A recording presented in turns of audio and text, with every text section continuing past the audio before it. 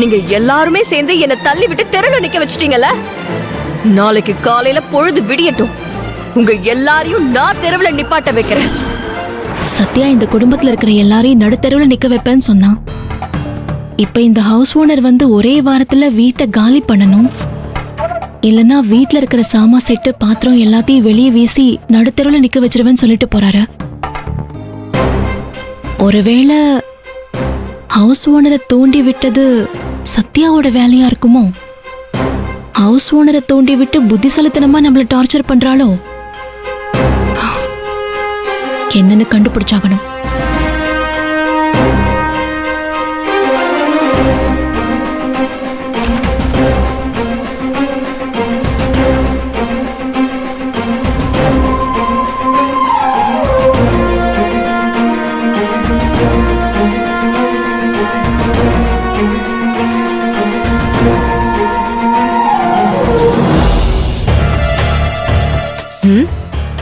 என்ன அதுரை ஹால் ஒரே சத்தமா இருந்துச்சு?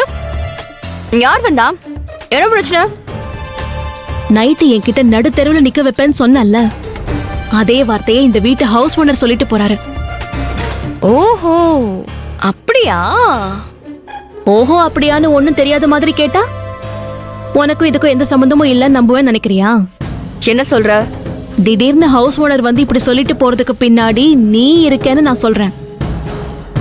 நீயும் அண்ணனும் இந்த வீட்டு ஹவுஸ் ஓனரை மிரட்டி எங்களை காலி பண்ண சொல்லிருக்கேன்னு சொல்றேன். பரவாயில்ல அதிரை, நான் நினைச்ச மாதிரி நீ இல்ல.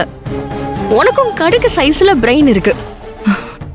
சத்யா கூல் அதிரை, கூல். ஹவுஸ் ஓனரை நான் தான் வர வச்சேன். ஆனா அந்த ஆளு நான் சொன்னது அப்படியே சொல்லல, கொஞ்சம் சொதப்பிட்டான்.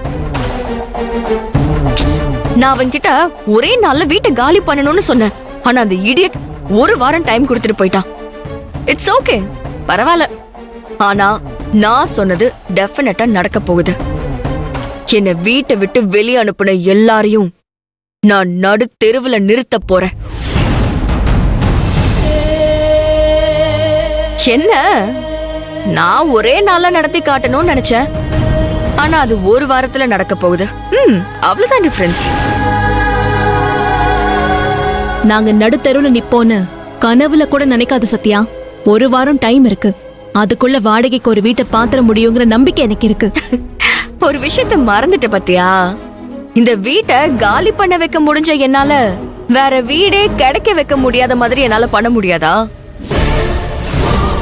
நீ தெரு தெருவா தேடி எந்த வீட்டை பார்த்தாலும் நான் அந்த வீட்டாளுங்களை மிரட்டி என் வழிக்கு கொண்டு வந்துருவேன். வீடே கிடைக்காம நீங்களாம் தெருவுல நிக்கிறது கன்ஃபார்ம். உனக்கு என்னதான் வேணும்? இந்த கேள்விக்கு நான் எத்தனையோ தடவை பதில் சொல்லிட்டேன். நான் இந்த வீட்டுக்குள்ள வந்தது உங்க எல்லாரையும் பழி வாங்குறதுக்கு தான்.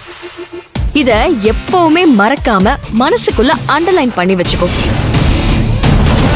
நேத்து அந்த மெக்கானிக் கூட சேர்ந்து நீங்க எல்லாருமே ரொம்ப திமிரா நடந்துக்கிட்டீங்க.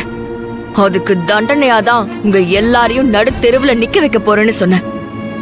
ஆனா நான் வந்த வேலை இன்னும் முடியல அதிரே.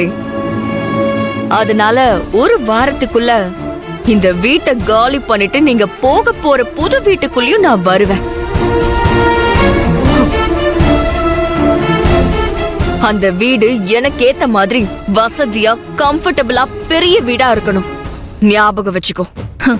நீ எங்களை இந்த வீட்டை காலி பண்ண வச்சு நடுத்தெருவுல நிக்க வைப்ப, ஆனா நாங்க நீ தங்கறதுக்கு வசதியா கம்ஃபர்டபிளா பெரிய வீடா பாக்கணுமா? என்ன பத்தி உனக்கு தெரியாது. அன்புக்கு கட்டுப்பட்டு இருப்பேனே தவிர உன்னோட இந்த மாதிரி மிரட்டலுக்கெல்லாம் நான் எப்பவுமே பயப்பட மாட்டேன். நாங்க இந்த வீட்டை காலி பண்ணி புது வீட்டுக்கு போறப்ப அந்த வீட்டுல உனக்கும் இடம் இருக்கணும்னா நீ கார்த்திகோட வாழணும்னு முடிவெடுக்கணும். இல்லன்னா உனக்கு அந்த வீட்டுல இடம் இருக்காது. என்ன பத்தி தான் உனக்கு சரியா தெரியல அதிரை. நான் சொல்றத நீ கேக்கலனா உன் மொத்த குடும்பமும் ஜெயில இருக்கிற மாதிரி பண்ணிடுவேன். போது நிறுத்துறியா? நடுத்தெருவுல நிக்க வைப்பேங்கிற, ஜெயிலுக்குள்ள இருக்கிற மாதிரி பண்ணிடுவேங்கிற. நினைச்சா என்ன வேணாலும் செஞ்சிடலாம் நினைக்கிறியா நீ? நான் நினைக்கிறவ இல்ல, செஞ்சு முடிக்கிறவ. என்ன சத்யா, மிரட்டுறியா? மிரட்டலாம் இல்ல, நிஜமாதான் சொல்றேன். உங்க எல்லாரையும் வெளியே அனுப்புறதுக்கு நேத்தே பக்காவா எவிடன்ஸ் ரெடி பண்ணிட்டேன். என்ன என்ன எவிடன்ஸ்னு யோசிக்கிறியா? ரொம்பலாம் யோசிச்சு கஷ்டப்படாத. நான் சொல்றேன், ஒரு வீடியோ தான் அந்த எவிடன்ஸ்.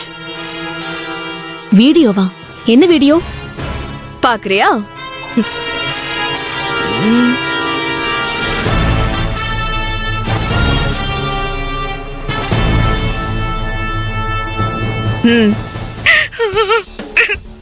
அண்ணா, என்ன நீ எப்படிலாம் பார்த்து பார்த்து வளர்த்து ஆளாக்குன.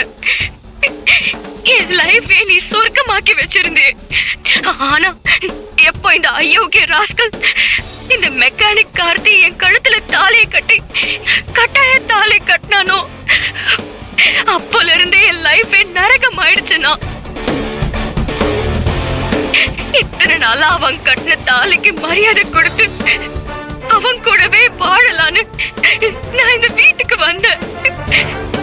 ஆனா எனக்கு இங்க வாழ்க்கை கிடைக்கவே இல்லைன்னு கார்த்தியும் அவங்க அண்ணன் பிரபுவும் அண்ணி ஆதிரையும் இந்த ஃபேமிலியில இருக்கிற எல்லாரும் என்ன ரொம்ப கொடுமைப்படுத்துறாங்கன்னு.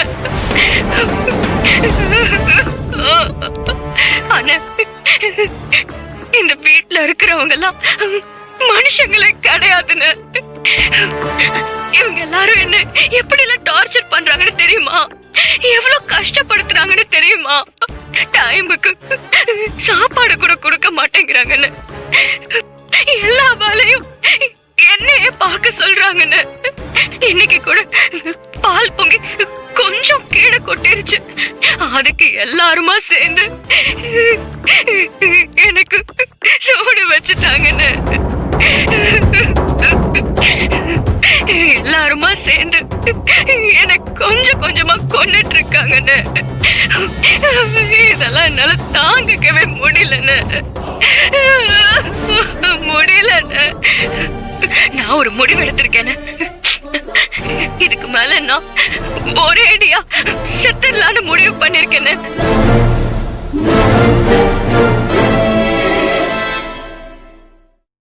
சூசைட் பண்ணிக்கிட்டு நான் சாக போறேன்னு. என்ன மன்னிச்சிருந்த.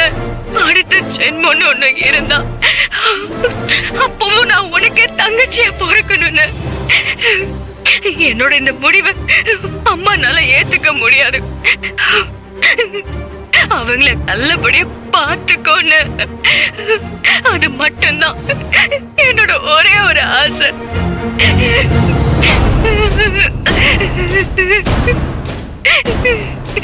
நான் போயிட்டு வரேன்னு.